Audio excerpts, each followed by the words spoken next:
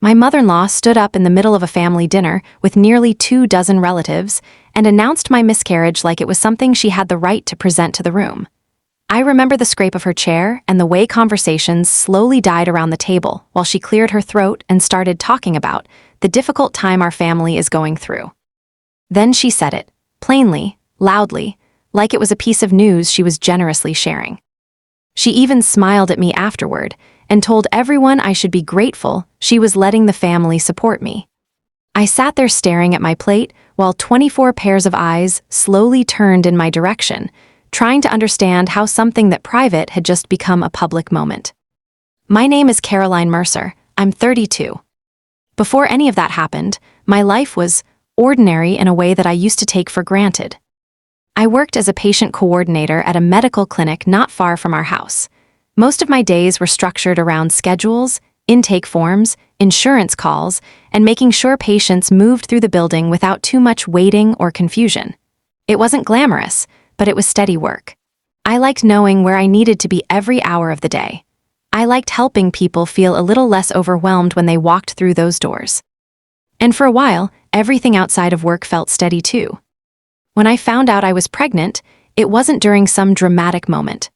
I had taken the test early one morning before work, half expecting it to be negative like the previous ones. I remember standing there in our bathroom with the small plastic stick in my hand, staring at the result for longer than I probably needed to, like my brain was slow to process what I was seeing. When I finally told my husband, Daniel, it wasn't some big announcement either. I just walked into the kitchen while he was pouring coffee and showed him the test. For a second, he just blinked at it. Then he looked up at me with this stunned, quiet smile that I had never seen on his face before. We didn't scream or jump around or call anyone.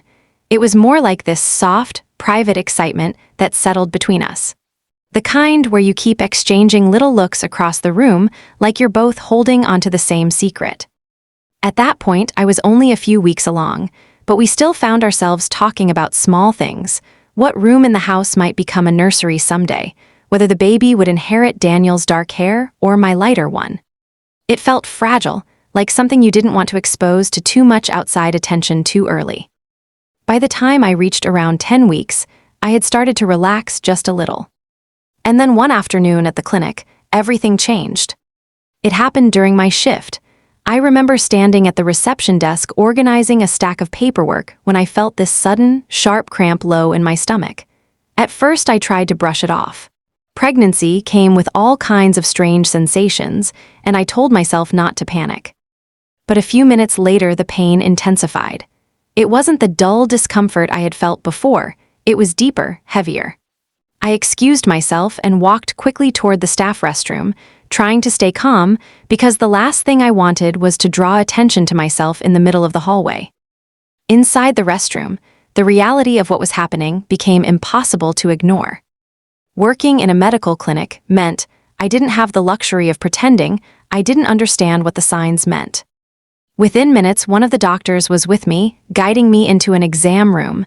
Everything moved quickly after that, but it still felt strangely quiet, clinical, controlled. The doctor who treated me spoke gently and carefully, explaining that miscarriages like this were unfortunately common, especially in early pregnancy. She told me that in many cases there was no clear cause, no specific mistake, no action someone could point to. Sometimes, she said, it just happened. I heard the words, but they didn't settle anywhere inside me. They just sort of floated there while I tried to focus on breathing normally. By the time I got home that evening, the physical part of it was mostly over. The emotional part was. Daniel was waiting when I walked through the door. I could see from his face that he already knew something was wrong.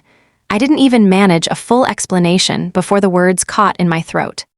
He listened quietly while I told him what the doctor had said. For a long time after that, we just sat together in the living room without speaking much.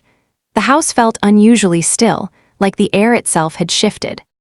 Eventually, we talked about what to do next. Not in some formal way, more like two people trying to figure out how to move through something neither of them had expected. We both agreed on one thing almost immediately. For a while, we would keep it private. I needed space to process what had happened without questions, without sympathy, without people looking at me like I was fragile. Daniel said he understood that. And at the time, I believed he did. Even before the miscarriage, I had known Marjorie, Daniel's mother, to have a way of inserting herself into every family situation, sometimes in ways that were helpful, but more often in ways that made everything about her. She had this habit of turning even small events into dramatic performances, like she was the center of a story that everyone else was merely background. Birthdays, anniversaries, holidays, she always seemed to find a spotlight and step into it, whether anyone asked her to or not. So when Daniel and I agreed to keep the miscarriage private, I already felt a quiet tension. Not because I doubted Daniel, but because I knew Marjorie would be the last person I wanted to share this with. The thought of her knowing filled me with a mix of dread and irritation. I didn't want her comments, her concern, or her attempts to control the narrative creeping into what was supposed to be our private grief. I tried to keep everything between Daniel and me as contained as possible. And yet, somehow, though I never knew exactly how, Marjorie found out. I don't remember if Daniel mentioned it in passing or if someone else in the family let it slip, but the moment I realized she knew, I felt my stomach tighten with a mix of anxiety and anger. At first, she approached it with these veiled concerns. She would casually comment on how stressful work must be for me lately, or suggest that maybe I was pushing myself too hard. One afternoon, she called me under the pretense of checking in and said, in that soft, almost pitying voice of hers, "Caroline, I know how demanding your schedule can be. I just hope you're taking care of yourself." It wasn't subtle. She was hinting that the miscarriage had something to do with my stress, my job, the very things I couldn't control. Every word she spoke felt like a calculated reminder that she had the authority to judge my grief and my responsibility in it. I remember sitting across from her at the kitchen table, my hands clenching in my lap, trying to keep my voice steady. I told her directly, "Marjorie, I need this to stay between Daniel and me. Please don't talk about this with anyone else." Her eyes flickered for a moment, a mixture of mild surprise and that ever-present glint of self-importance. Then she nodded, almost too quickly, and said, "Of course, dear, I understand. I just want you to feel supported." I wanted to believe her, truly. I repeated the reassurance in my mind like a mantra. She'll respect our privacy. She can't possibly make this public. But deep down, I knew that her version of support often came with her own audience in mind, and it didn't take much for her to transform someone else's pain into a performance for everyone else to see. Even after that conversation, there was a knot in my chest I couldn't shake. I kept imagining every family gathering, every casual phone call, and every chance encounter with a relative as a potential minefield, where Marjorie could slip and let the private become public.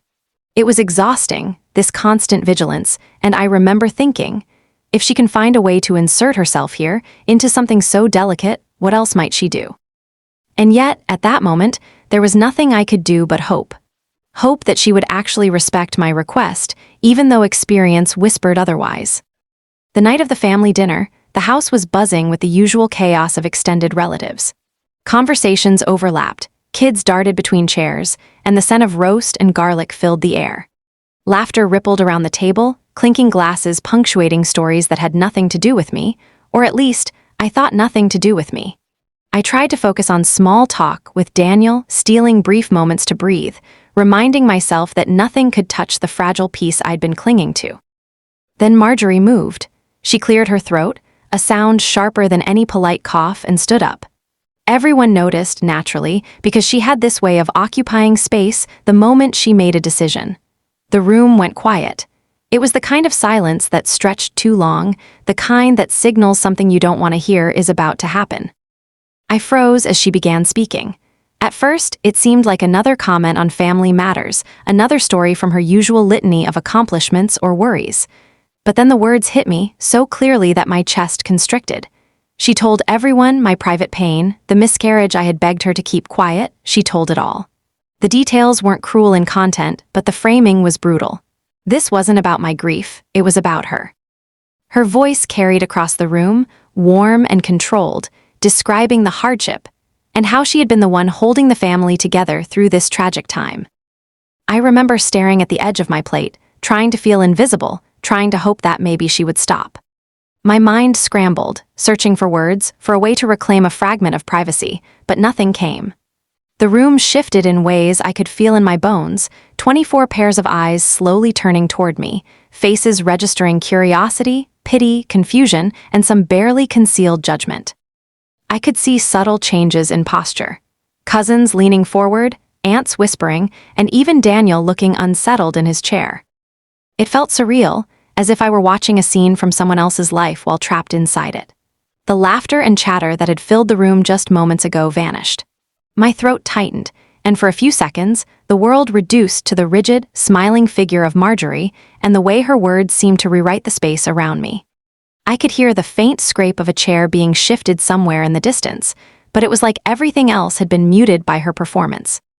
I wanted to stand up to shout to tell everyone that this was private, that it was my loss, not hers, but my body refused. My hands lay stiff on my lap, fingers pressed into my thighs. My mind flickered through fragments. Why now? How could she? Daniel, the thought of confronting my husband in that room made my stomach twist further. Marjorie paused, giving herself a subtle, satisfied smile, the kind that said, "See how much I am suffering for you all." And just like that, the attention, the sympathy, the family's focus shifted entirely to her. I was there, physically present, but emotionally trapped outside myself, watching my grief being repackaged as her heroism. And for the first time, in front of 24 relatives, I felt utterly powerless. The drive home from that dinner was suffocating. Daniel kept his hands on the wheel, but I could see the tension in his jaw, the tight set of his shoulders. I wanted to reach out, to touch his arm, to anchor myself somehow, but the words from the evening still rang in my ears, sharp and humiliating, and I couldn't bring myself to speak. Finally, he broke the silence, not with concern but with defense. "Caroline, you have to understand, my mom wasn't trying to hurt you," he said, his voice clipped, almost impatient. I blinked at him, incredulous. My entire body felt like it had been folded into knots, not trying to hurt me. I wanted to scream that she had stood in front of our family and told everyone about something I had begged her to keep private. But instead, I swallowed and looked out the window, the streetlights passing in blurred streaks. He continued, trying to reason. "She was just trying to help, to make sure everyone could support you. That's all she meant." I turned to him then, disbelief spilling into my voice despite my effort to remain calm. Trying to help by telling 24 people that I miscarried, by turning my grief into a show. My hands gripped the edge of my seat. "Daniel, that wasn't support. That was public shaming." He shook his head quickly, like the words I said were somehow absurd. No, you're overreacting. You looked cold tonight, Caroline. Cold and distant. People noticed. Mom just wanted to make sure you weren't shutting everyone out. You should apologize to her for that." The air between us thickened. I could feel it pressing against my chest, tightening around my ribs. His words weren't just dismissive, they felt like betrayal. Like the person I trusted to be on my side had turned the lens of judgment back on me. I remember my throat catching, my hands trembling slightly on my knees as I tried to make sense of what I was hearing. Apologize? After everything. I wanted to respond with anger, with outrage, with all the words I'd been holding back, but I didn't. Instead, I let a long silence stretch across the car, the engine humming beneath us, tires drumming against the asphalt. He tried again, softer this time, but still insistent. "She's your mother-in-law, Caroline. She cares about you. You need to let her do that. Don't make this bigger than it is." I turned my gaze back to the darkened street. Inside, I felt frozen, not with grief alone anymore, but with the sharp realization that the person I thought would shield me from this humiliation had not only refused to protect me, he was actively reinforcing it. Every street lamp, every flicker of passing light on the windshield felt like it was illuminating the rift growing between us. By the time we pulled into the driveway, I was hollowed out with a mix of disbelief, exhaustion, and a quiet fury that I hadn't expected to feel. I stepped out of the car carefully, avoiding his eyes, and walked inside as though the floor itself might crumble beneath me. The betrayal of the dinner was bad enough, but Daniel's insistence that I apologize, his refusal to see her actions for what they were, added a weight that I didn't yet know how to carry. That night, I went to bed staring at the ceiling, heart-pounding, replaying every sentence, every expression, every subtle look from the dinner. The private grief that had been mine alone now felt stolen, reshaped by Marjorie and defended by Daniel, leaving me exposed in ways I had never imagined possible. In the weeks after that dinner, the humiliation didn't end at our front door. It quietly followed me everywhere. I started noticing small, unsettling patterns. Relatives I hadn't spoken to in months suddenly called, their voices low and hesitant. "Caroline, I just wanted to check on you. Are you coping okay?" At first, I thought they were genuinely concerned, but then I started hearing the same phrasing repeated in slightly different ways, almost like scripts. "Are you feeling all right? Do you need someone to talk to? We're worried about you." The same words over and over, always dripping with this soft, uneasy sympathy. Eventually, I realized who was behind it: Marjorie. She had begun quietly calling relatives, planting seeds of worry, implying that I wasn't handling the miscarriage well, that my mental state was fragile. It wasn't loud or confrontational, there were no threats or shouting, but the effect was subtle, insidious. Each call, each whispered comment, painted a picture of me as unstable, as someone who needed constant monitoring. Then it started spilling into my workplace. One morning, a coworker approached me hesitantly, glancing around the clinic before speaking. "Caroline, your mother-in-law stopped by yesterday. She mentioned she's worried about how you've been handling things." Their words trailed off, eyes wide as though they were waiting for me to confirm some hidden truth. I felt my stomach drop. I had always tried to maintain professionalism, to separate personal grief from work, but suddenly, everyone around me seemed to be looking at me differently. Marjorie herself began appearing at the clinic from time to time, always popping in to check on me, she said, but with a kind of performative concern that drew attention. She would speak softly to my coworkers, smiling at me as though she were doing me a favor, but I could feel the undercurrent. The story she was telling painted me as delicate, vulnerable, unstable, someone who needed supervision. Every glance from her seemed designed to remind me that she could shape what others thought about me, and that the world she constructed around my miscarriage was now visible to everyone. The realization hit me slowly in pieces. This wasn't just about the dinner or the humiliation of that night. A narrative was forming, one entirely controlled by Marjorie, where I wasn't just the grieving daughter-in-law. According to her, I was fragile, unwell, and in need of guidance. And the frightening part was that people believed it. They were responding to her version of events, treating me with tentative care, their eyes shifting with suspicion or pity. Every email, every message, every cautious conversation reinforced it. I remember sitting at my desk one afternoon, staring at my computer screen while a nurse whispered something about how concerned Marjorie was that I might not be coping. My chest tightened, and I felt that same helplessness from the dinner all over again. Only now, it wasn't a single event. It was a creeping, ongoing pressure, slowly reshaping how everyone around me perceived me. I felt trapped in a story I hadn't written, a character in someone else's play. And for the first time, I understood that Marjorie's influence wasn't just social. It was controlling the very perception of my reality. The person I had trusted to support me, Daniel, was still not fully seeing it, and yet the family, coworkers, and even casual acquaintances were already absorbing the version of events she had crafted. I was becoming the unstable one, and there was nothing I could do to stop it, at least not yet. After weeks of feeling the ripple effects of Marjorie's narrative, Daniel began to treat me differently, subtly at first, and then in ways that made the house feel smaller, colder. One evening, he brought up counseling, his voice hesitant but insistent. "Caroline, maybe you should see someone. My mom recommended this counselor. She thinks it could help you process everything." I stared at him, my stomach twisting. "You mean her counselor?" I asked, disbelief creeping into my tone. "The one she trusts to tell her what she wants to hear about me." He flinched but continued, It's just that she's concerned. I think she's right. I think it could help." Every word felt like another brick in a wall building between us. I could see the tension in his eyes, but it wasn't worry about me. It was worry about the narrative Marjorie had already seeded in his mind.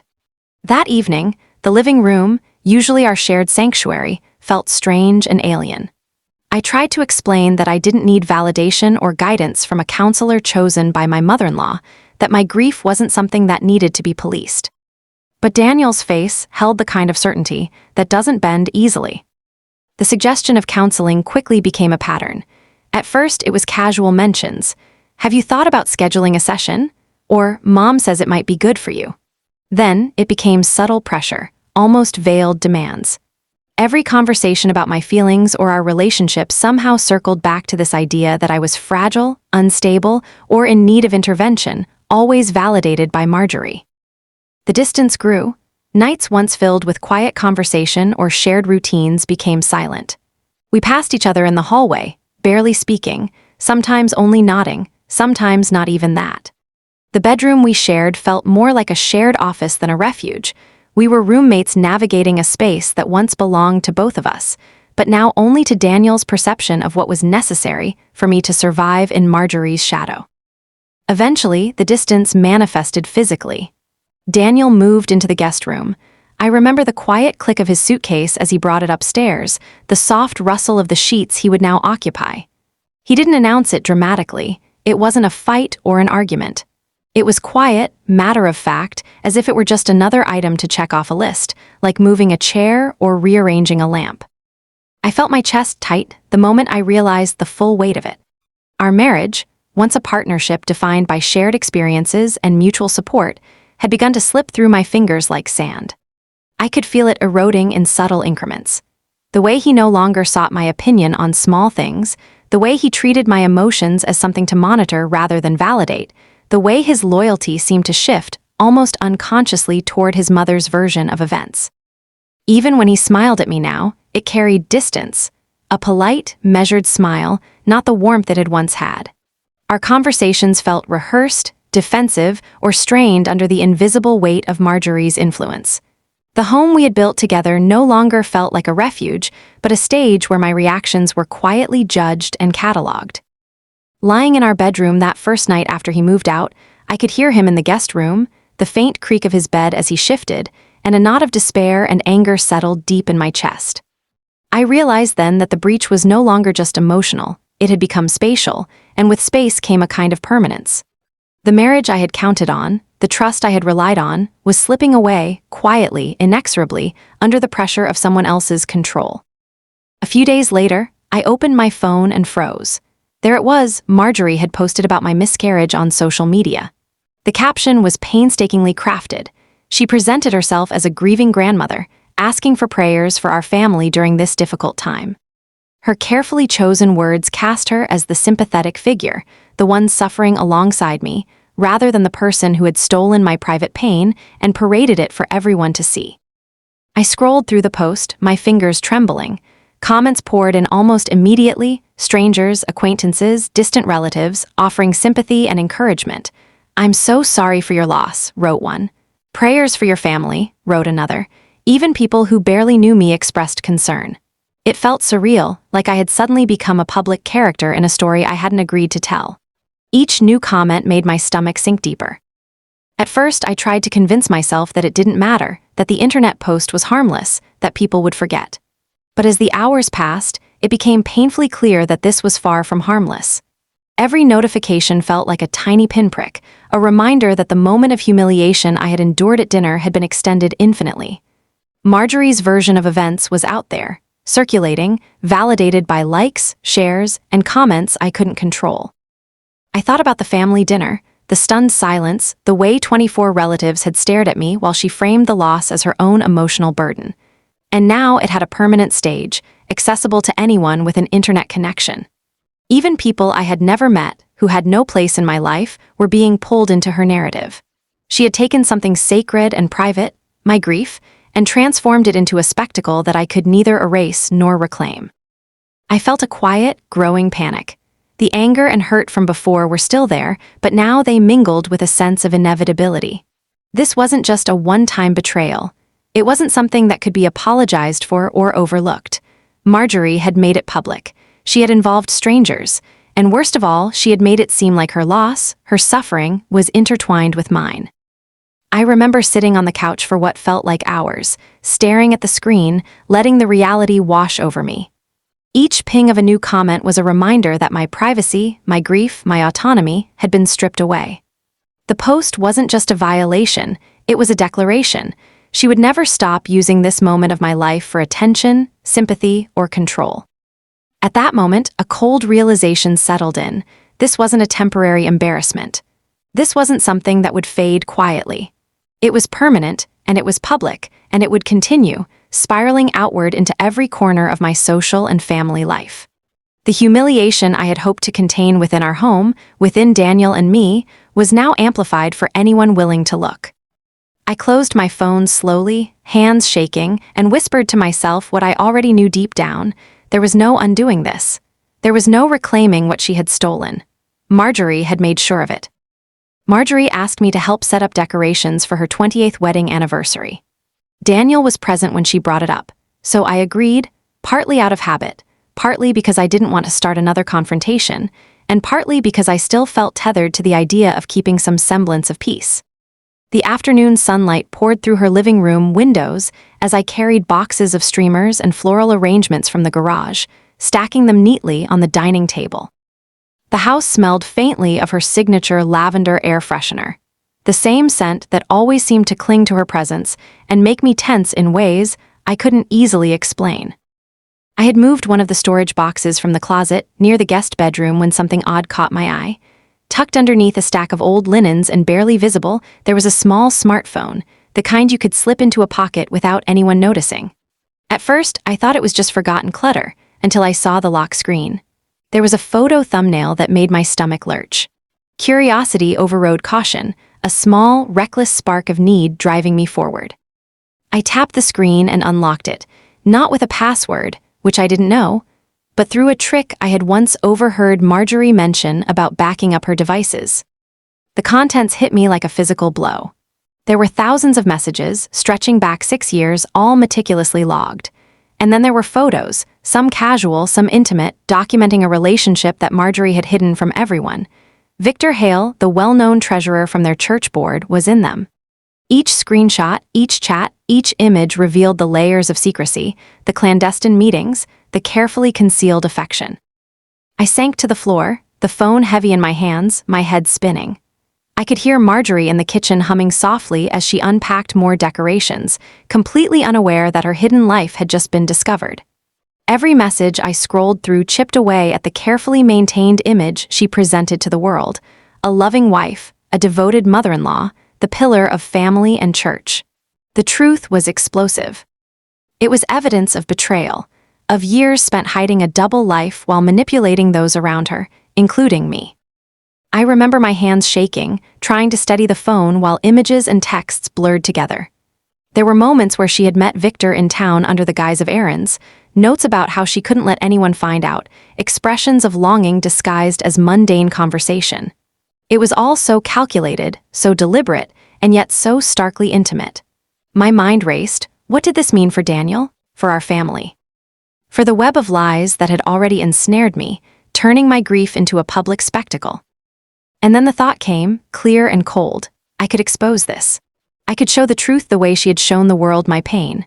Not with yelling, not with confrontation, just the undeniable evidence of what she had spent years hiding. I stayed there for a long while, processing the weight of what I had found, the phone heavy in my lap, knowing that my next steps would determine not just my relief or revenge, but the unraveling of the carefully curated world she had built. By the time I set the phone down, the room felt smaller, tighter, the weight of what I had uncovered pressing in on me. The anniversary party, which she imagined would celebrate her years of devotion, was about to be rewritten. And for the first time, I felt the surge of control that had been stripped from me since the miscarriage. I remember sitting across from Daniel later that evening, the hidden phone in my hands like a live wire. My fingers shook as I handed it to him, opening it to the first string of messages and photos. "Daniel, look at this," I said, my voice barely above a whisper. This isn't something I'm making up. This is your mother, and Victor Hale." He took the phone, his brow furrowing at first, a flicker of disbelief in his eyes.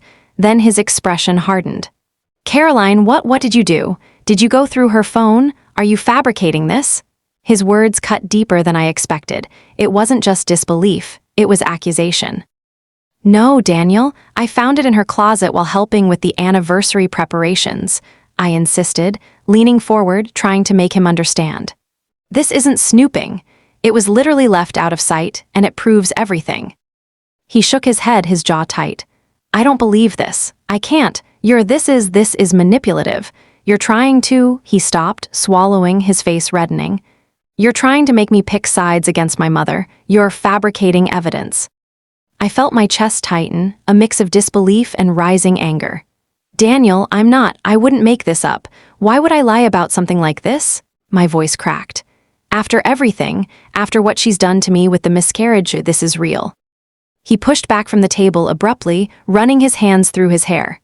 I can't deal with this right now, he said, voice strained. I'm leaving. Before I could respond, he grabbed his coat and stormed out, the door slamming behind him like a final punctuation mark on the last thread of our connection. I sank into the chair, the phone trembling in my hands. My stomach turned over as I realized he had gone to stay with Marjorie, the same person who had publicly humiliated me, who had planted the seeds of doubt and control over our marriage. The betrayal stung in a way that made my chest ache. He had chosen to side with her version of reality, rejecting the truth in front of him.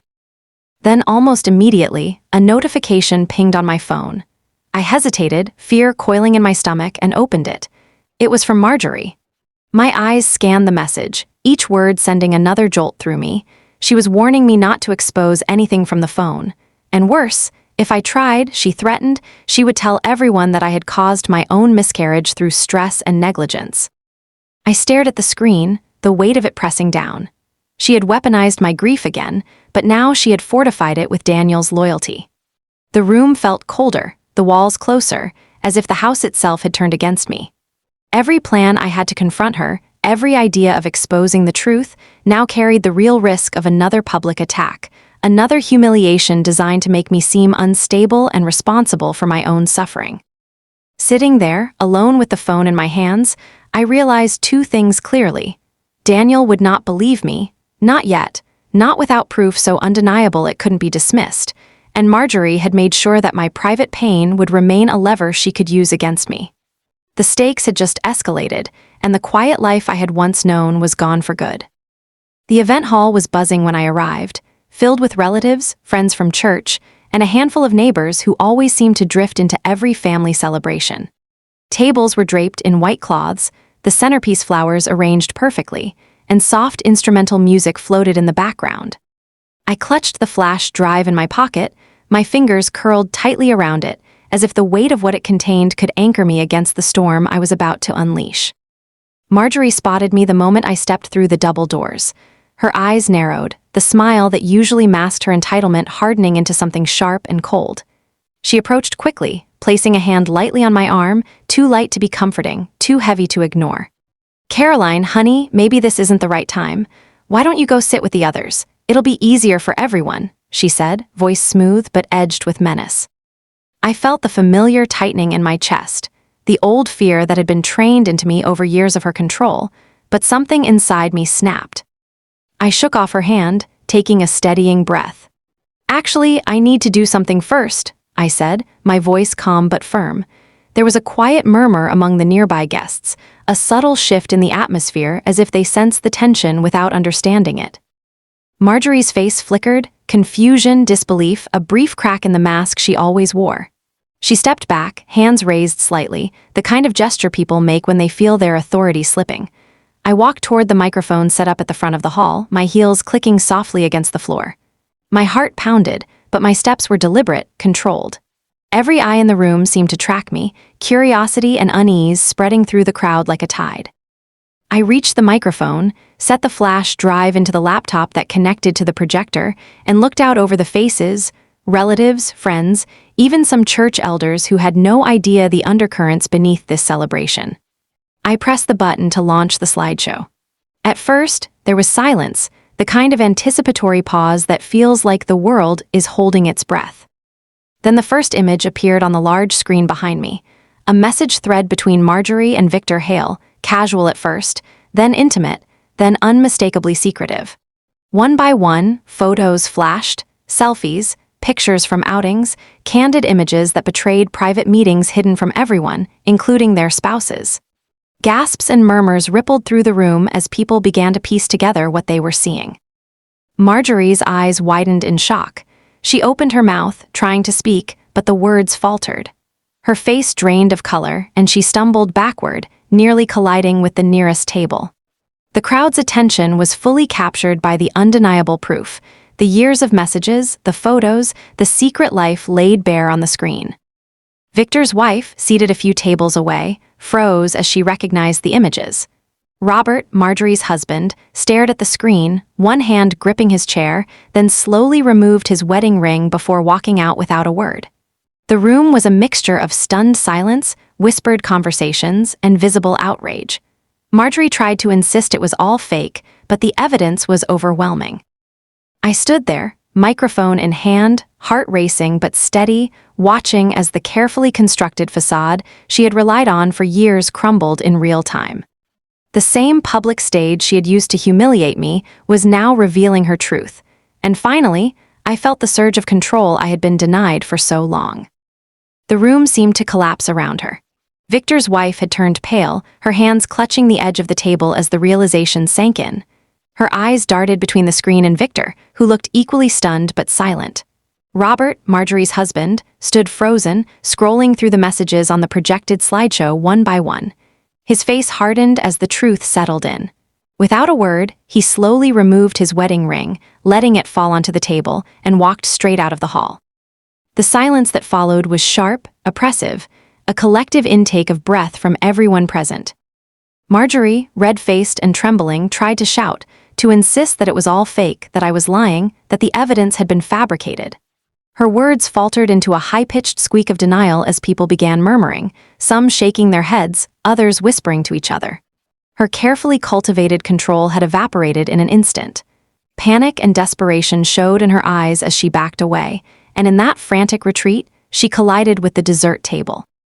The massive anniversary cake she had spent weeks planning and boasting about teetered precariously before toppling over, frosting and delicate decorations splattering across the floor.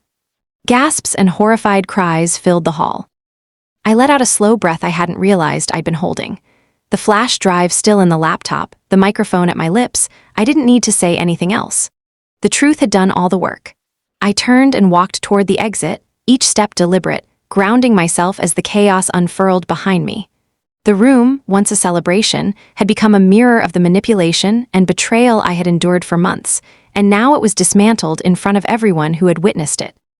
That night, I knew nothing would ever be the same. The next weeks brought clarity I hadn't allowed myself to face before. I ended my marriage to Daniel, recognizing that his allegiance to his mother and refusal to see the truth made the foundation between us irreparable. But more than that, I reclaimed the narrative of my own life. I wasn't going to be silenced or defined by someone else's selfish need for control. I finally felt that hard, quiet satisfaction that comes from standing your ground, from ensuring the person who tried to humiliate you publicly faced the consequences in the same public way. I walked away knowing I was free, that no one could use my pain or my silence against me again. The exposure had been more than revenge, it was reclamation. I could finally breathe in a space where my life and my story belonged solely to me. I hope you enjoyed this story. If so, please like the video, share it with your family and friends, comment on it, and don't forget to subscribe to the channel for more enjoyable stories like this one.